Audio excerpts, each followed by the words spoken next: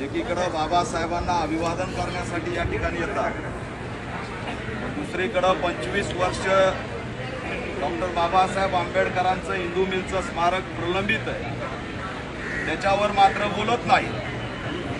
सकाळी 6-7 वेळेस आणि आता पुन्हा 15 वेळेस उपमुख्यमंत्री होतील की काय माहिती, ते या ठिकाणी अभिवादन करून जाताना बाबासाहेबांना त्यांच्या विचारावरती आम्ही सरकार चालू असं त्यांनी सांगितलं। पण अजित पवार हे सातत्याने आपल्या जाहीरनाम्यामध्ये हिंदू मिलचं स्मारक करतो म्हणतात, त्यांनी आतापर्यंत हे स्मारक का केलं नाही।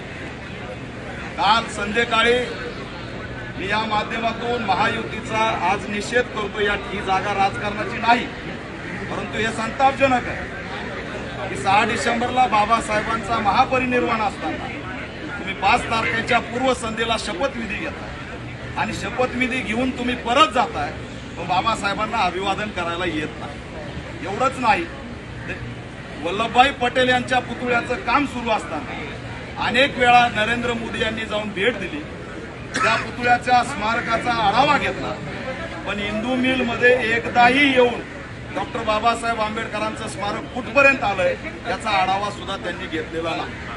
हे स्मारक किती दिवस खितपत पडणार आहे हा प्रश्न आहे। 1 तारखेला भीमा कोरेगावचा स्तंभ, त्या ठिकाणी सुद्धा करोडो लोक येतात, 100 कोटी रुपये देतो म्हणून त्या तत्कालीन उपमुख्यमंत्री अजित पवार यांनी सांगितलं, पण ते अद्याप दिलेले नाही। तिथं सुद्धा भूसंपादन झालेलं नाही। सामाजिक न्यायाचे प्रश्न प्रलंबित आहे आणि म्हणून बाबासाहेबांच्या विचारावर चालणारी ही व्यवस्था नाही, हे दुर्दैव आहे।